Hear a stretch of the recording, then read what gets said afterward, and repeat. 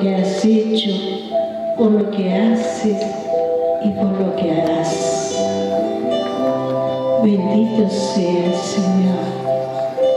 Aquí estamos dispuestos a ser recipiente para que tú nos llenes con tu torrente, Espíritu Santo.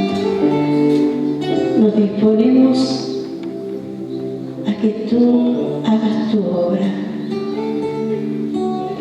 Dejémosle a Él que hoy haga su obra en cada uno de nosotros. Que en este encuentro fluya, sople, como vos quieras, Espíritu Santo, como tú solo lo sabes hacer, con tu fuerza y tu ternura, con tu amor y con tu paz. Amén, amén y amén. Gloria a Dios, gloria a Dios, gloria a Dios. Bendito sea. Gloria a tu nombre, hoy y siempre. Te damos gracias por la presencia de Monseñor Ascona. Muchas gracias. Recibimos en este gesto que está haciendo Johnny el abrazo de Dios para todos nosotros. Amén. Amén. Bienvenidos a todos, hermanos, y gracias por estar aquí. Gracias.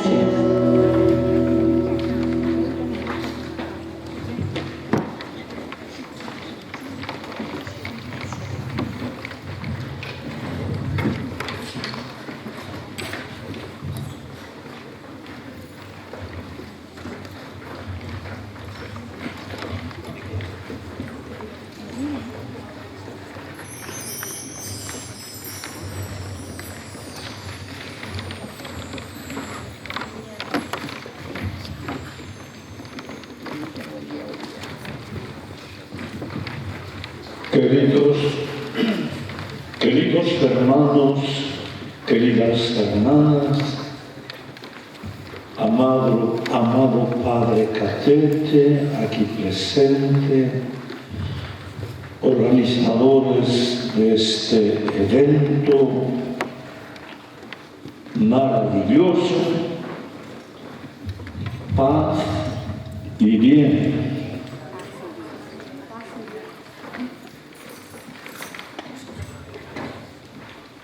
El tema de nuestra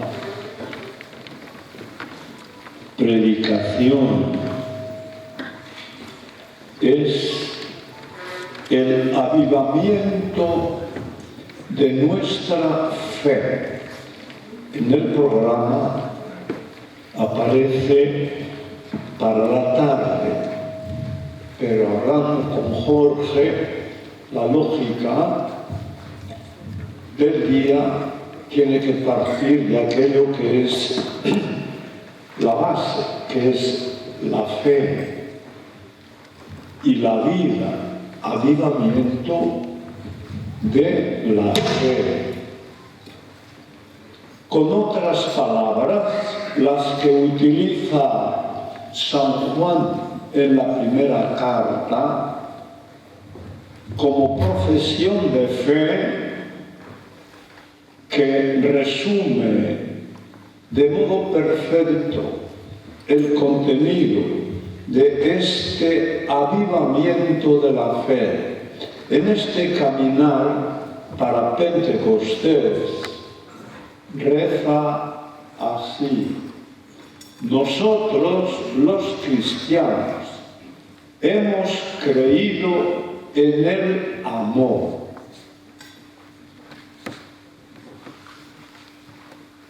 ¡Qué poder! ¡Qué hermosura! ¡Qué adoración nos merece esta palabra tan simple de la primera de San Juan! Nosotros, los que estamos aquí, hemos creído en el amor, porque fe y amor van juntas, porque creer sin obras, sin amor, no es fe. Y amar o realizar obras de caridad o amar, pero no con el amor crucificado de Dios, tampoco salva, tampoco es el amor.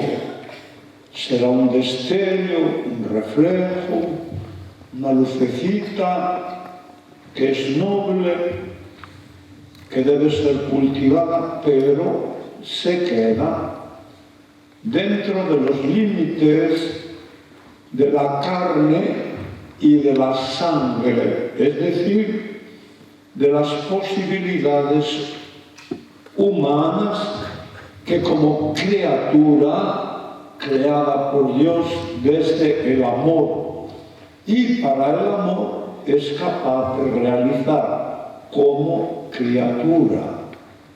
Mas como criatura es una fe no amorosa o es un amor limitado por la condición de criatura del hombre, por su condición de pecador, y limitada al mismo tiempo por su condición de mortal. Es un hombre, es un pecador y va a morir. Ese amor no llena, no satisface. Es imposible construir una humanidad nueva, una fraternidad nueva, como quiere el Santo Padre, sin ese amor divino, sin esa fe viva, y la vida de la fe es el amor. El amor. Así pues, para comprender este punto de partida, es bueno darnos cuenta, por ejemplo, de lo siguiente. Ayer por la noche, ya era tarde, no sé si serían 10 y media de la noche, estábamos hablando, veníamos de un encuentro para conmemorar el lanzamiento de un libro sobre un sacerdote agustino recoleto llamado Florencio Perelló, que trabajó aquí en San Martín, de Maipú, en Rosario, un gran hombre, un santo, un apóstol. Y en la vuelta en el carro, alguno preguntó, ¿por qué hay sacerdotes que dan la impresión que celebrando los sagrados misterios, la Santa Misa, los sacramentos, no creen, no tienen fe, tratan a nuestro Señor como cualquier cosa? ¿Cómo es posible? Es posible y es realidad por esto mismo, porque no creen esos sacerdotes, esos obispos no creen en el amor crucificado que sucede, se perpetúa en el sacrificio de la misa.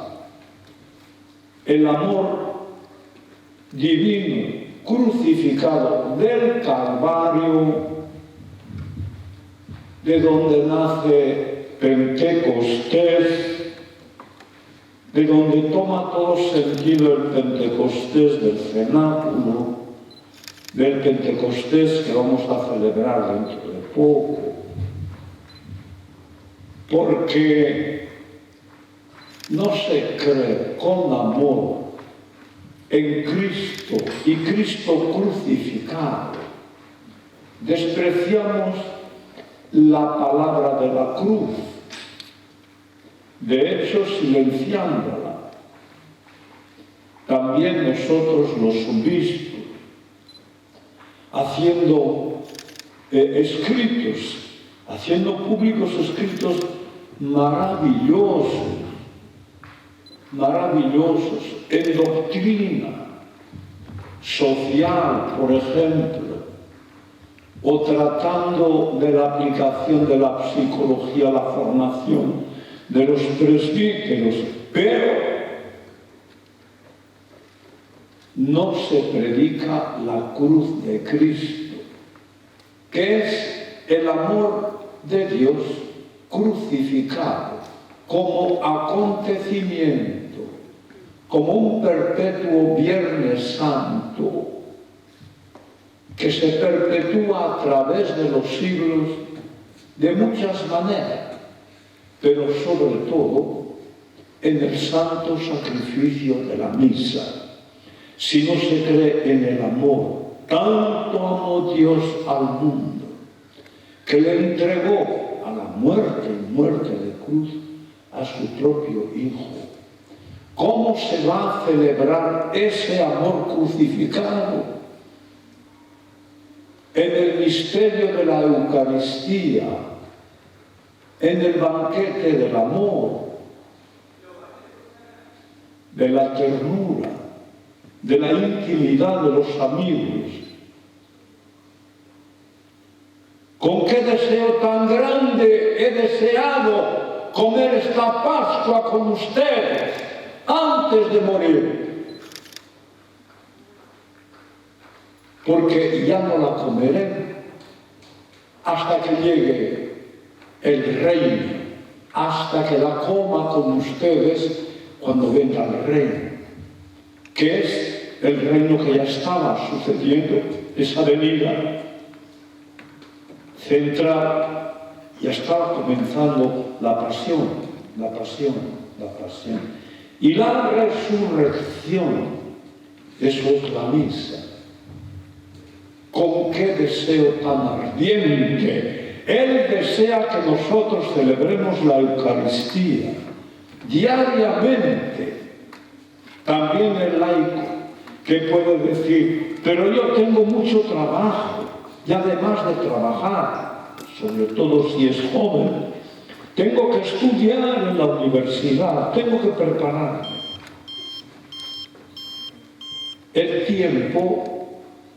Del tiempo se disfruta y se posee según la escala de valores con que se mide al tiempo. Si para mí el valor máximo es Cristo, el amor crucificado de Dios, todo lo demás va a venir después. Voy a organizarme de manera que a pesar de que pierda, entre comillas, y grandes, 1 hora u hora y media, no va a suponer nada. Ayer era interesante también en esta presentación del libro sobre Padre Florencio Perelló lo siguiente. Se trataba del amor entre novios, cómo este pastor, comenzando en Rosario, después llegó aquí también a Villamaipú y hasta España, Granada, esa parte no, pero en Granada no. Un modo de vivir preparándose para el santo matrimonio a través de un encuentro de conversión del novio y de la novia. Los que se comprometían con ese amor crucificado, que es también el santo matrimonio, no es otra cosa. Y la familia cristiana nace de la misma fuente. Ellos se comprometían a lo siguiente: cada día participar de la Santa Misa. Y eran trabajadores la mayor parte. Trabajadores y algunos trabajadores y estudiantes. Él y ella, segundo, se comprometían a rezar el rosario cada día. Se comprometían a entregar, no sé si era una hora, diariamente para servir a los pobres, visitar enfermos, si era todos los días o era 2 veces por semana. Y por último, y por principio, guardar la castidad hasta el día del matrimonio. Comenzó el rosario. Y había testigos de este amor crucificado, pero llevado a la realidad.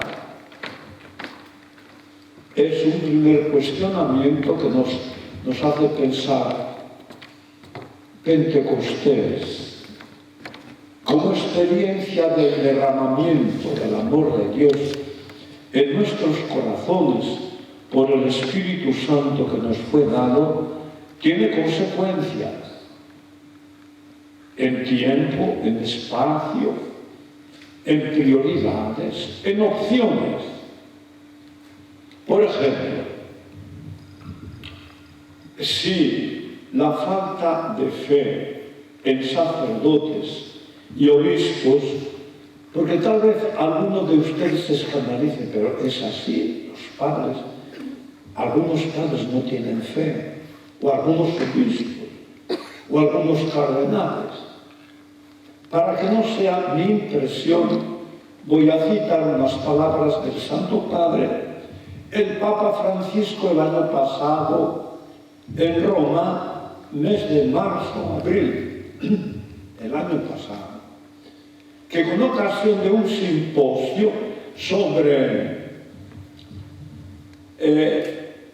la teología del sacerdocio, en el discurso de inauguración, en la primera parte, dijo del discurso: Su Santidad el Papa Juan Pablo II afirma que existen obispos y sacerdotes que necesitan ser reevangelizados. ¿Por qué reevangelizados? ¿No viven del Evangelio? Claro que no, porque si tienen que ser reevangelizados, supone que el anuncio de la palabra que salva no fue acogido por ellos. Pero miren, hermanos, continúa el Santo Padre diciendo: usted hable o haga esta afirmación delante de muchos obispos y de sacerdotes. No le van a entender de lo que usted está hablando. Punto. Este es el drama de la Iglesia hoy. ¿Están comprendiendo? ¿Sí o no? Sí. Y para confirmar más, porque tal vez tenga alguno que no se atreve a abrir la boca aún, en ese mismo discurso dice: porque existen sacerdotes que ejercen su ministerio sacerdotal como algo propio, claro, como ministerio sacerdotal, como sacerdocio ministerial, pero se olvida por completo del sacerdocio bautismal en el mismo documento y hablando de los sacerdotes y de los obispos. El sacerdocio bautismal, que supone la fe que salva, que supone la fe y la proclamación proclamación de Juan en la primera carta. Nosotros hemos creído en el amor. Vamos a repetir 3 veces, suprimiendo el plural, hemos, y poniendo yo he creído en el amor, o mejor, yo creo en el amor. Unos segundos antes de proclamar, sí, concentrando delante de nuestro Señor Jesucristo aquí en la cruz.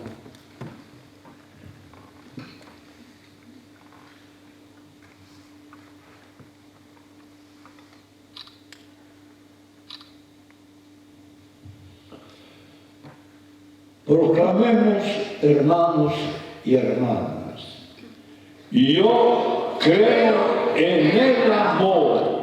Yo creo en el amor. Más fuerte.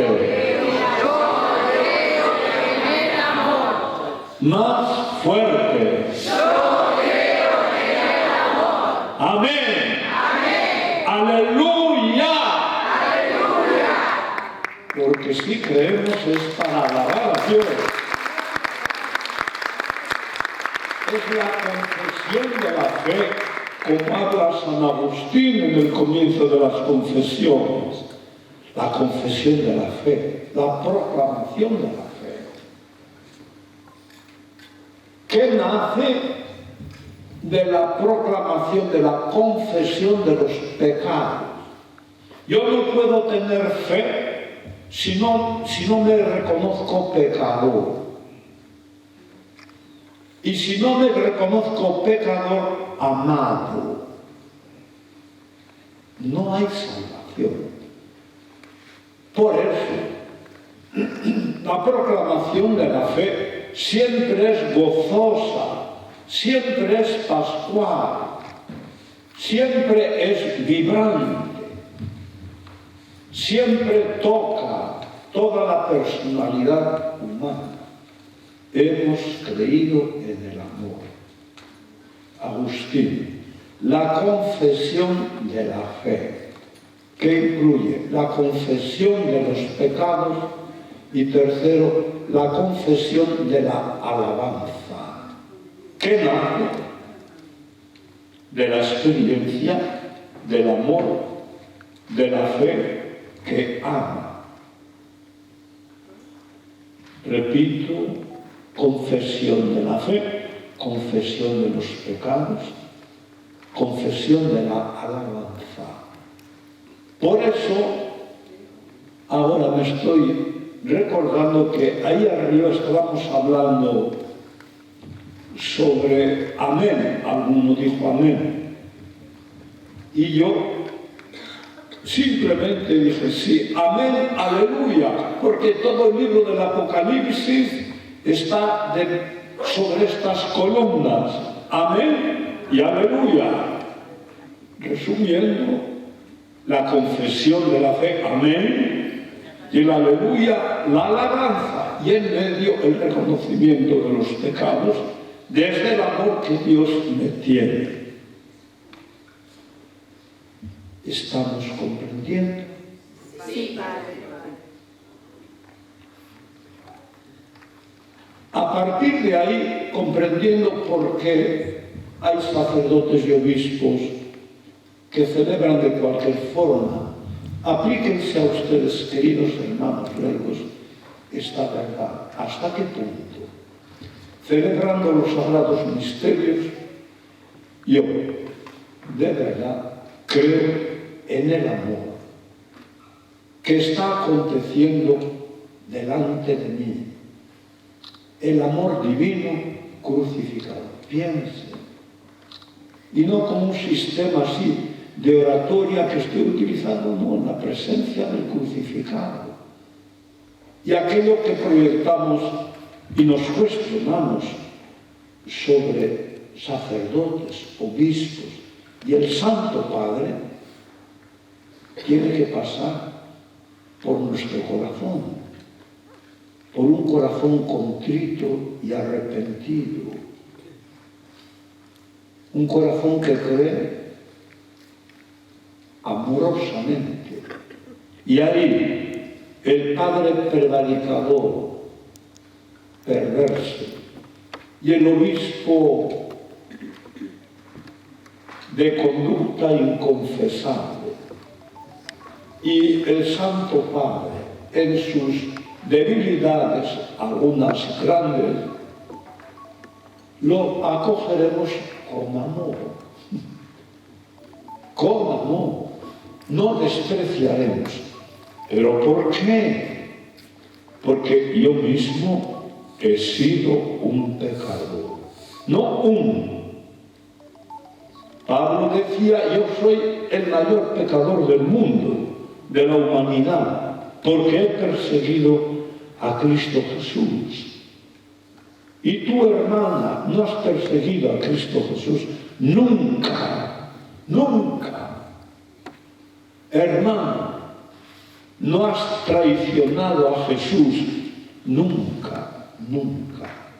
No lo has vendido ni siquiera por 30 monedas de plata, sino por la satisfacción de tu pornolatría delante de la televisión.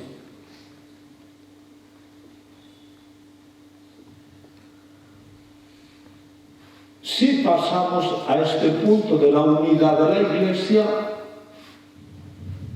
me acuerdo que el primer día, ¿no, Jorge? Estuvimos con Monseñor Giorgi y me presenté a él. Había estado el año pasado acompañado por Jorge y por otro sacerdote agustino Recoledo que murió hace pocas semanas, padre Manolo Fernández, de cáncer de páncreas e hígado. En 2 meses Dios lo llevó. Y comentando la realidad, porque el Evangelio que ustedes tienen que predicar lo mismo que yo. Y con una gracia especial en el mundo,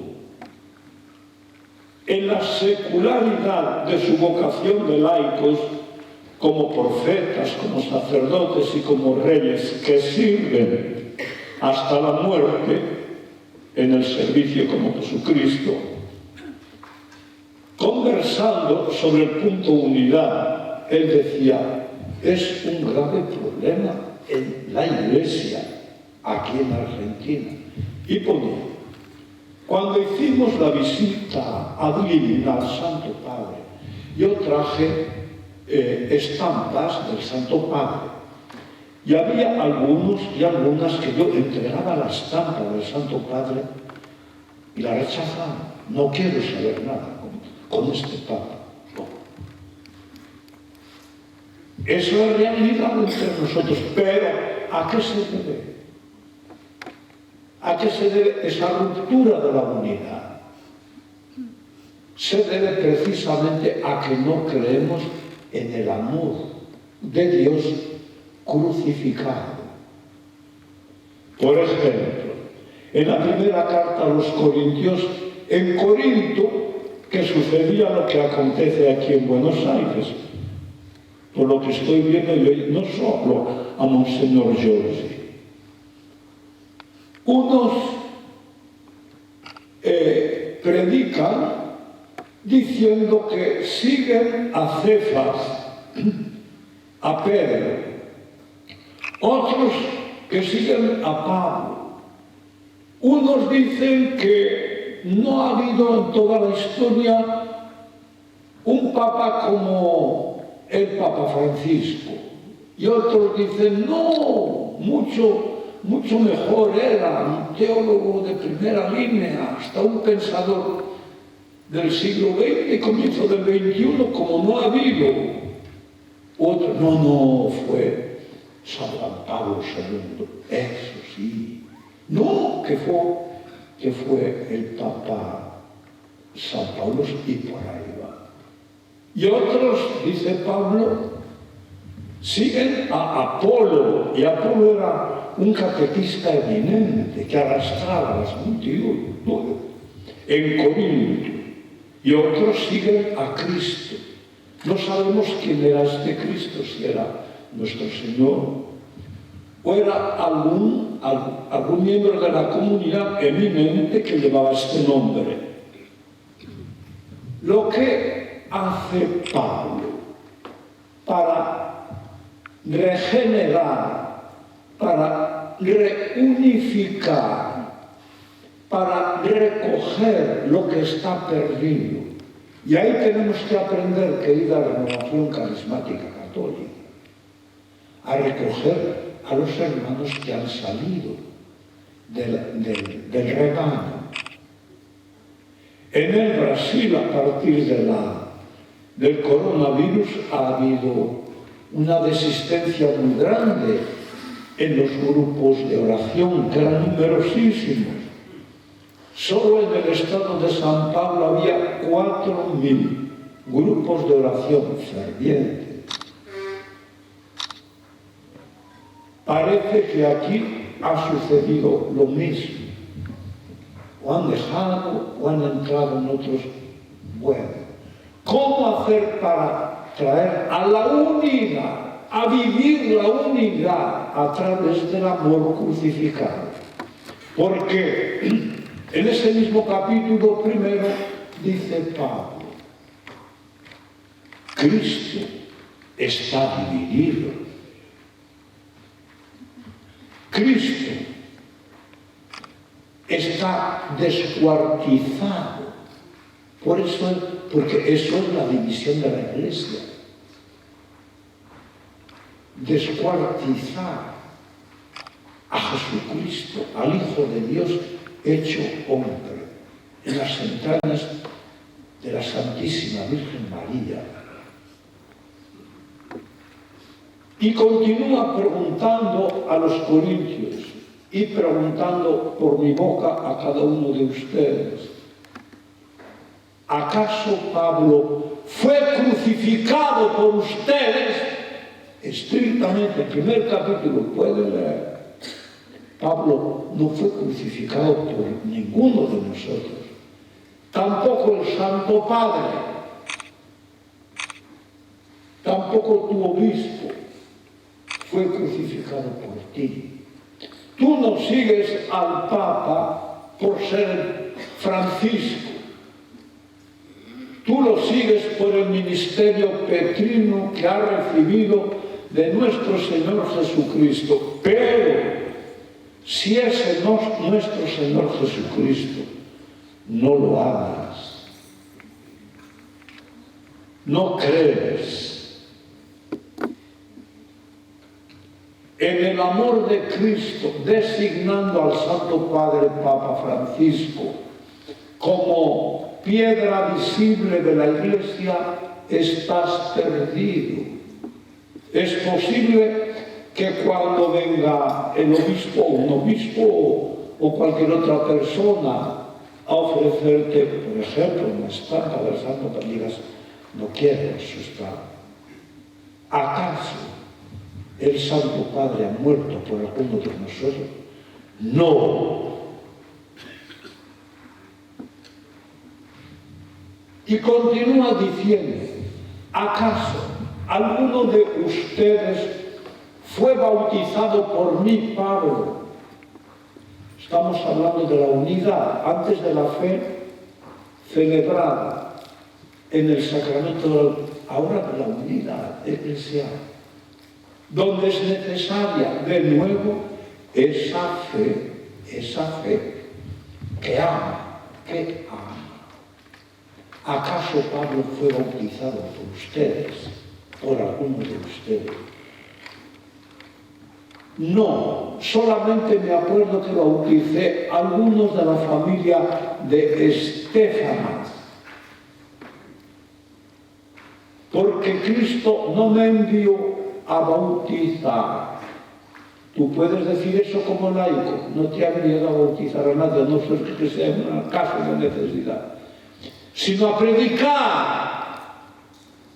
Y a predicar el querigma.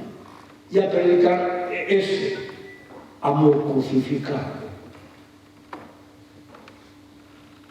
Cristo me envió a predicar. Y no con las palabras del lenguaje, traduce la Biblia de Jerusalén. No con la palabra del lenguaje, es decir, poniendo toda la fuerza y todo el peso de la predicación en la palabra que oculta, silencia la cruz de Cristo, o no silencia la cruz de Cristo, sino que la coloca al lado o de un modo marginal, en el último lugar, como un apéndice para decir este texto es cristiano. Eso es sabiduría del lenguaje.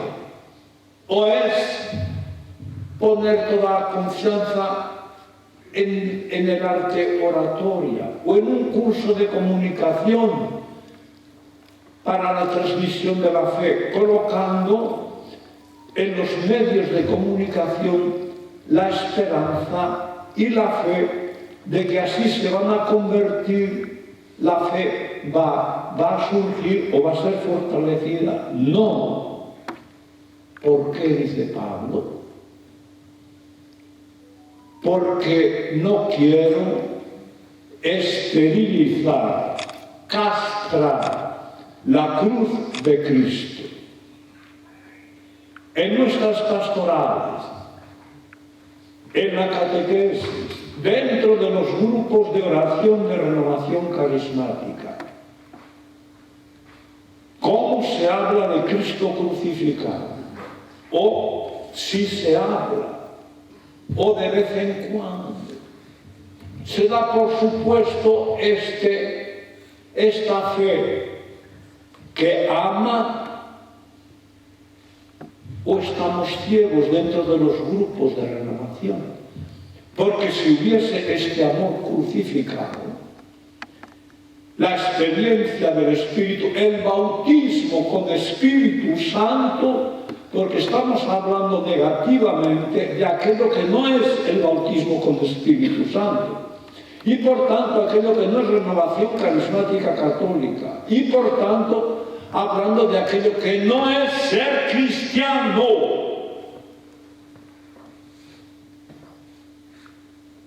Lo mismo si vamos, por ejemplo, los hermanos y las hermanas, queridos, queridas, que están unidos por el vínculo del santo sacramento del matrimonio.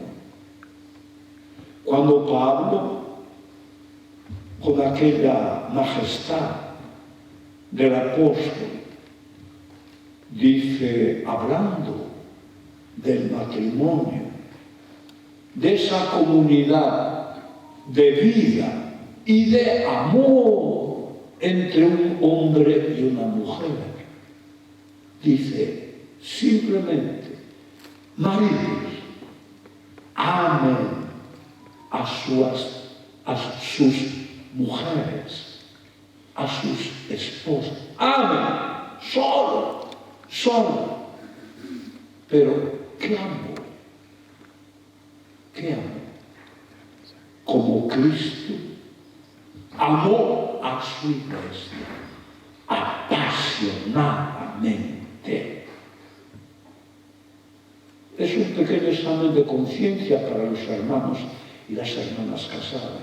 Apasionadamente, como Cristo, sin límites, con amor divino.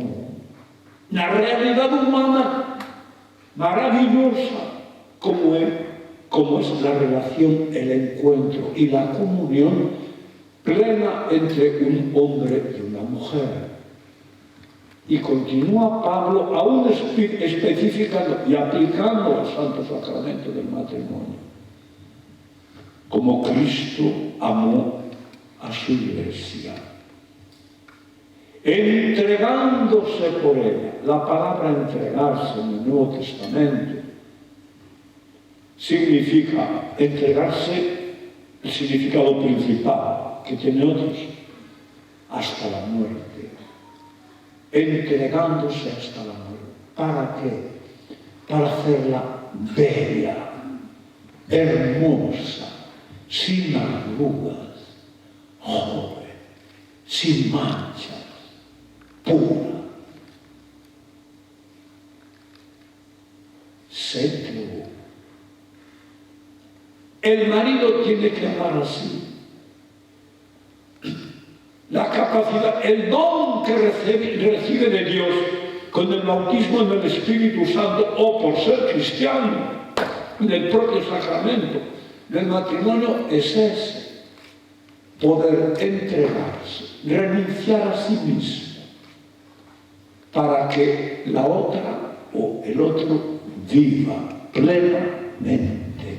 Es decir, postergar, poner en segundo lugar mi realización personal, mi satisfacción sexual genital, mi planificación psicológica en el contacto y en la entrega con mi esposa o viceversa, y entregarme a mí para hacerla feliz a ella o para hacerlo feliz a él. Es él, el otro, el don de se entregar como Cristo se entregó. Y como la Iglesia, que eres tú y que soy yo, entregarnos con la misma gracia del amor con que somos agraciados, no buscándonos a nosotros mismos. Ese es vivir el misterio pascual. Eso es vivir la fe en el amor crucificado. Por eso un matrimonio, una familia que no tiene en el centro a Cristo crucificado, y hoy, por ejemplo, en el Brasil o en España, aquí no sé cómo será, familias que arrancan el Cristo que estaba en la entrada de casa, en el lugar más noble, y lo esconden, lo dejan ya en un lugar donde nadie va a entrar. Y a veces allí en el Brasil dicen, no, porque si viene un evangélico, ¿qué ecumenismo vamos a realizar con él? Retira, debe ser respeto, y en el proceso del ecumenismo es necesario apartar aquello que no es necesario. Perdón, Señor, perdón. Yo que a veces hacemos con el crucificado imagen, lo hacemos con la persona que vive con nosotros, pero que ni la comprendemos y por eso no la amamos. No la amamos. Y comprender el misterio de la persona solamente lo realiza Cristo Jesús. Lémbrense, acuérdense de la Gaudium et Spes en el número 22, cuando es un número que trabajó San Juan Pablo II, que fue uno de los redactores de la Gaudium et Spes, cuando no era tapa clara. No se puede conocer al hombre si no es por medio o en el nuevo Adán, Cristo Jesús. ¿Cómo? Ahí viene de nuevo el amor. Cuando Él nos revela al Padre. Nos revela al Padre. Y su amor nos revela comunicándolo.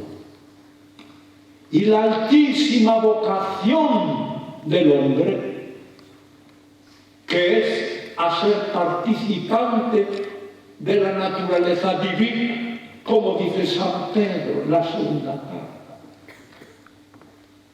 No se puede comprender quién está a mi lado en la cama y quién convive conmigo, ni tampoco quién es mi hijo, al cual tengo tentación de de masacrarlo con una palabra, despreciarlo porque no entiende nada ni quiere entender? Porque falta el amor.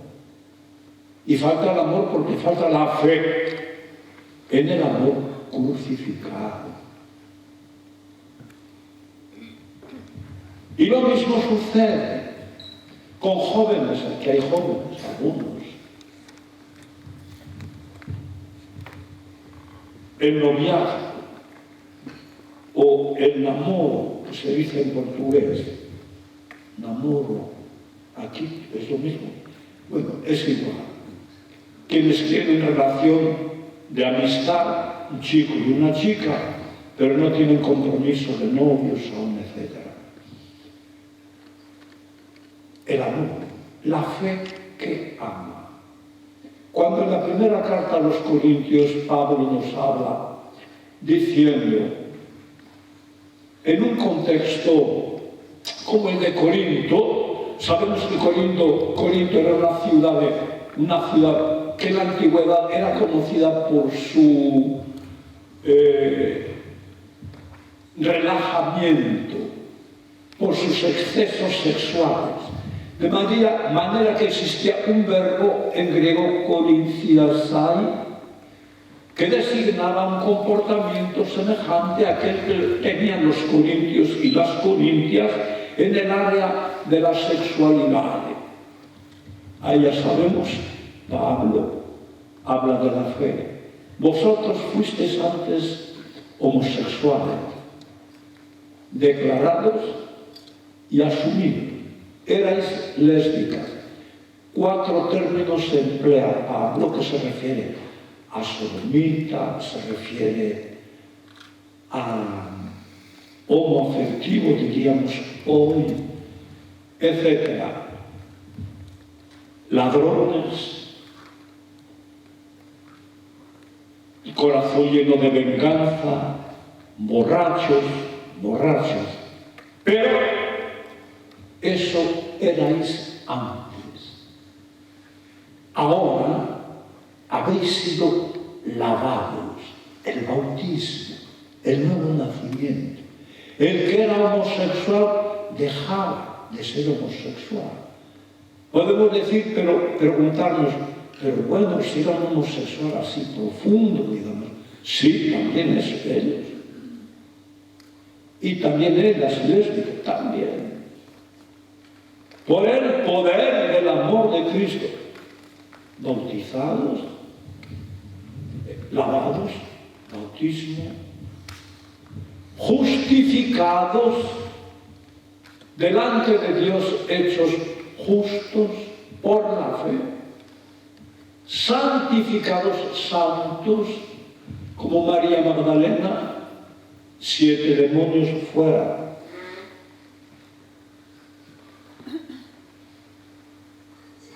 Y glorificados en el nombre del Señor Jesús. Y el nombre del Señor Jesús es Cristo crucificado. Recordemos Filipenses 2, después del himno, que dice en el himno, Él se humilló obedeciendo hasta la muerte y muerte de cruz.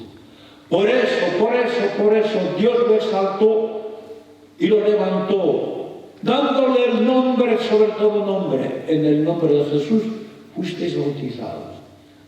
Y haciendo que todo lo que existe doble la rodilla delante de Cristo en el cielo, en la tierra y en los infiernos. Fuisteis bautizados en el nombre del Señor Jesucristo, glorificados en el nombre del Señor Jesucristo y en el poder de su Espíritu, Pentecostés, fe amorosa. Por eso habéis cambiado. Por eso, queridos jóvenes y queridos adultos, y yo, cuando Pablo responde a la cuestión de los corintios, ¿cómo es Pablo? No entendemos nada. Prácticamente eres oscuro en tu manera de explicar. Tú dices que comer cualquier tipo de comida, que es No tiene importancia ninguna con tal que se coma dando gracias a Dios, reconociendo su beneficio de Dios. Pero cuando nosotros tenemos deseo de poseer una prostituta, porque nuestra sexualidad y nuestra afectividad nos lleva a eso, y está a disposición o la compramos, tú dices que no. ¿Qué diferencia existe? Y Pablo, entre otras respuestas, la principal es esta. Porque el cuerpo, ahí se refiere cuerpo, porque sabemos que la palabra cuerpo en San Pablo tiene muchos significados y hay que ver el contexto. Ahí significa el cuerpo sexualidad, más claramente genitalidad, porque era de eso mismo que hablaban los corintios.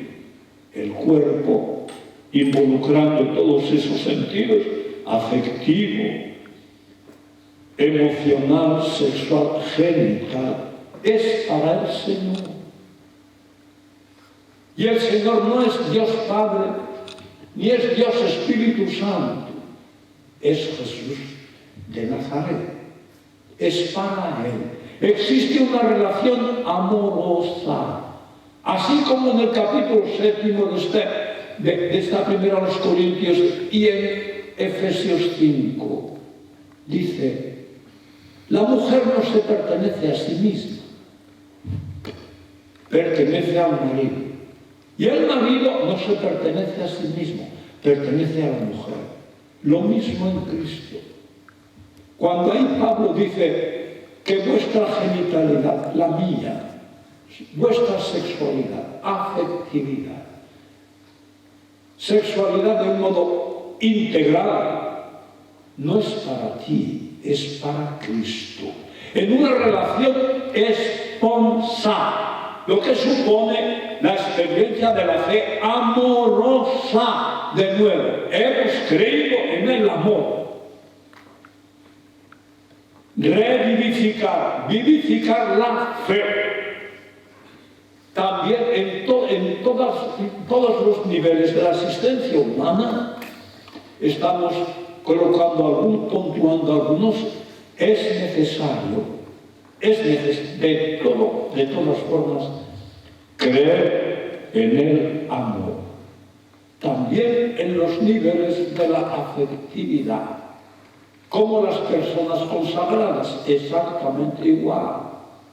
Porque en ese nivel de la afectividad, el novio y la novia cristianos, ellos necesariamente van a recurrir a la Sagrada Eucaristía. Porque si el cuerpo, la sexualidad, el sentido integral, es para el Señor y el matrimonio es para el Señor, esa intimidad de esposa con su esposo, que es Cristo, va a llevar a la Eucaristía, va a llevar a una oración de prepararse los dos juntos y una oración intensa, la devoción a Nuestra Señora, cultivada mutuamente, los pasos dados en el amor o en la fe que salva, amorosa por tanto para el matrimonio. Y Pablo dice, así como Cristo existe para el cuerpo, para la dimensión afectiva, sexual, genital, psicológica, hormonal del hombre o de la mujer. Es el esposo. Pero bueno, si él es el esposo, y ahí se refiere a todo cristiano, fíjate, que se refería a los corintios y a las corintias, famosos y famosas por su desastre sexual. No menor desastre sexual es el que hoy vivimos en una sociedad genitalizada, desde la cabeza hasta los pies y en todo momento y a todas las horas. Ahora es mucho más intenso ese vicio, corintias hay, los excesos sexuales de todo tipo, también entre cristianos y cristianas, que antes. Pero la referencia es esta, siempre. la fe. Mi cuerpo es para el Señor, mi sexualidad es para el Señor. No es para el público, no es para ofrecerla públicamente, mis piernas bonitas, o mis músculos potentes, o mi cuerpo. No, no es para eso, es para el Señor. También el laico, también la laica, y en una sociedad perversa como esta, la fe que ama. De ahí la intimidad con Cristo. Yo no quiero trataros como esclavos que no conocéis lo que piensa vuestro Señor. Vosotros sois mis amigos. Por favor, dame ese amor. Dame ese amor. Ese amor que significa, sube a la cruz conmigo, sube, sube, amada, sube, sube, sube. Porque la esposa tiene que estar donde está el esposo. Pero vean que esto no es para fraile, no es para el Santo Padre solo, no. Es para todos, porque en Romanos 6:6, hablando del bautismo, que es el sacramento de la fe, el primero, la raíz de todos, como la Eucaristía es lo máximo, dice Pablo, Romanos 6:6, nuestro hombre viejo ha sido crucificado con Cristo. ¿Ves? El amor crucificado ha sido nuestro hombre viejo. ¿Qué hombre viejo es ese? Es el hombre entregado a sí mismo, aquel que conocemos en toda la historia, aquel que nace de la unión sexual entre un hombre y una mujer, aquel que tiene posibilidades enormes, inteligencia artificial, todo lo que queramos, pero que es limitado.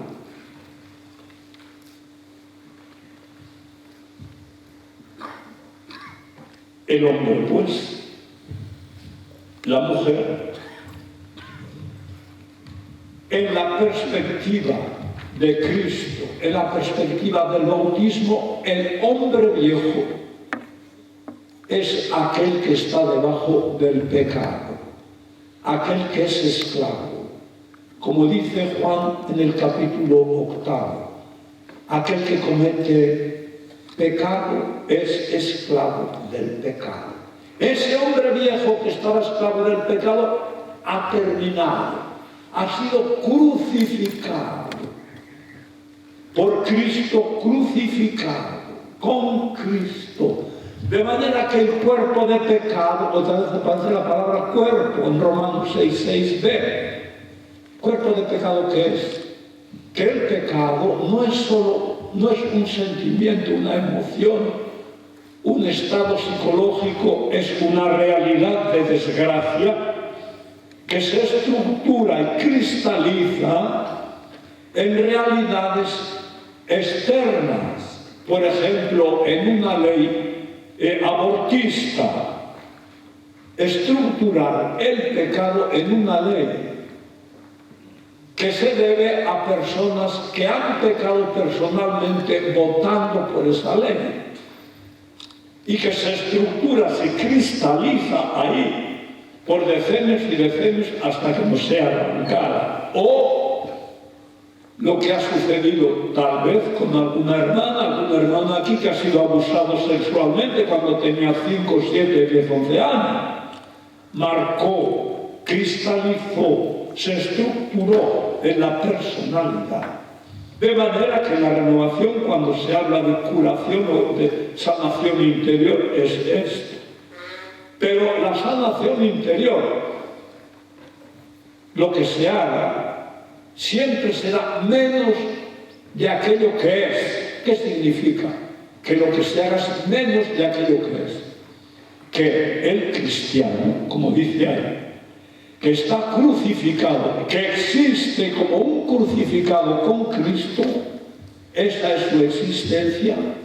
Para él, el cuerpo de pecado, la estructura de pecado recibida de sus padres o de su abuela que participaba en los en los ritos afro-brasileños o en los ritos aquí que me decían el otro día, que aquí también es frecuente, ritos macumba, etcétera, etcétera, y que a veces se recibe de la propia familia, de la abuela que está enferma, mi nietica, voy a llevarla al Padre de Santo, y la lleva, y eso marca, claro. Eso, dice Pablo, esa estructura de pecado, ese cuerpo de pecado ha sido eliminado. Está muy bien rezar contra las maldiciones que han lanzado, pero ¿qué maldición puede afectar a un cristiano? Aquel que su nombre nuevo en Cristo Jesús, ninguna. ¿Qué maldición afectaba a Pablo o a Bernabé? Ninguna. O a Pedro. Es conveniente, claro, es una ayuda, pero siempre dependiendo del núcleo que es la fe. Creemos, hemos creído en el amor crucificado. Y creer es vivir la existencia de crucificado y de crucificada. Así, las estructuras de pecado que hayas recibido, de la macumba, espiritismo, de la prostitución de tu madre, todas esas terminan si vives, si experimentas el bautismo con Espíritu Santo. Lógico que puede haber ya un proceso de mejora, de complementar, de terminar, pero el núcleo fundamental está ahí. Y como está en el bautismo, de manera máxima está en la Santa Eucaristía.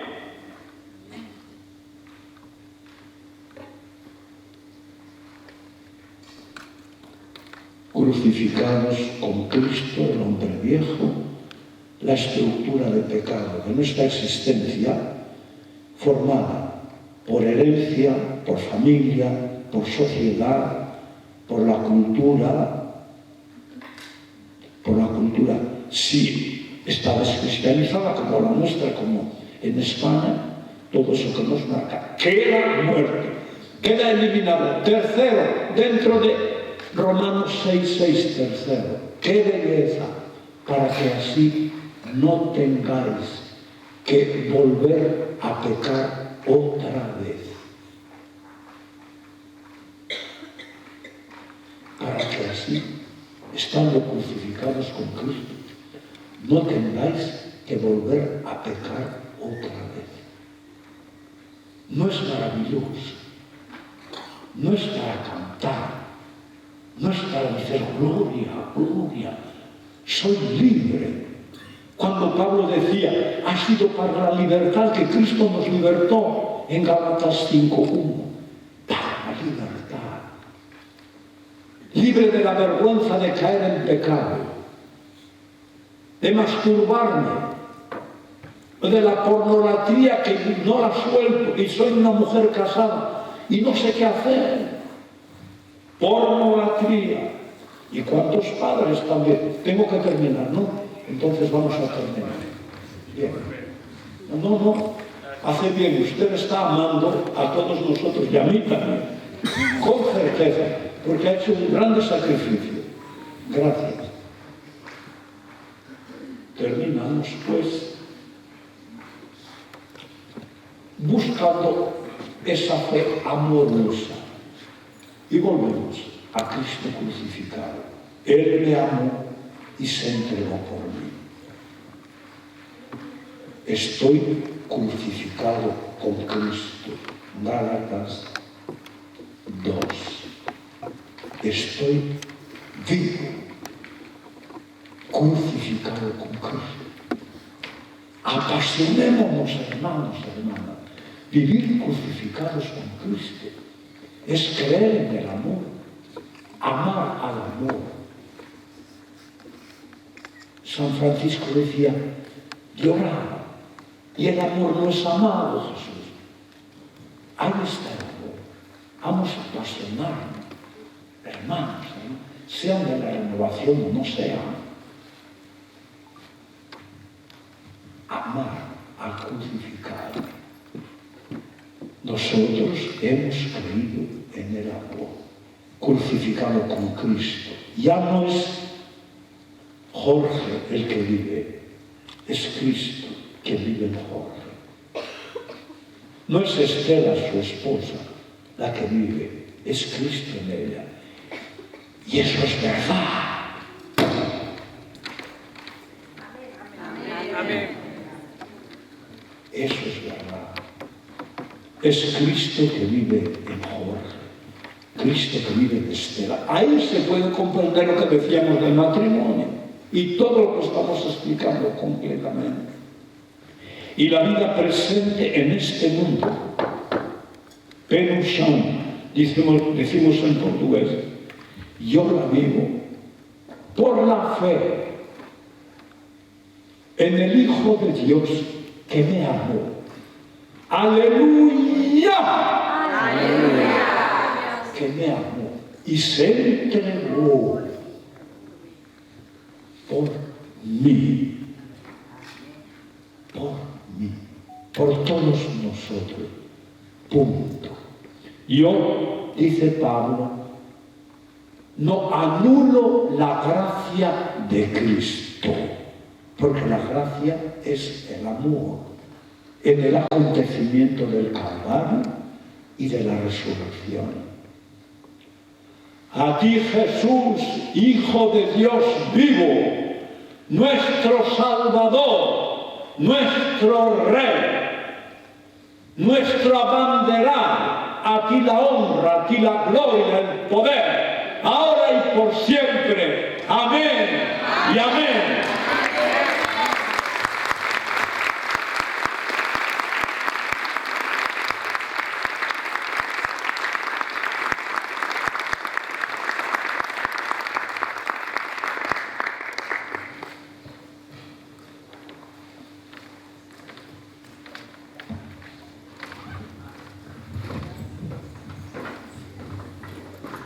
Muchas gracias, querido Monseñor. Realmente nos ha hecho mover realmente nuestro corazón.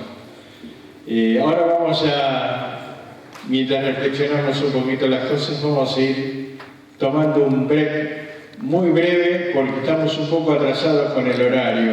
Ahí atrás hay algo rico para comer, hay algo caliente para tomar, así que aprovechemos estos minutos porque casi inmediatamente continuamos. Muchas gracias a todos.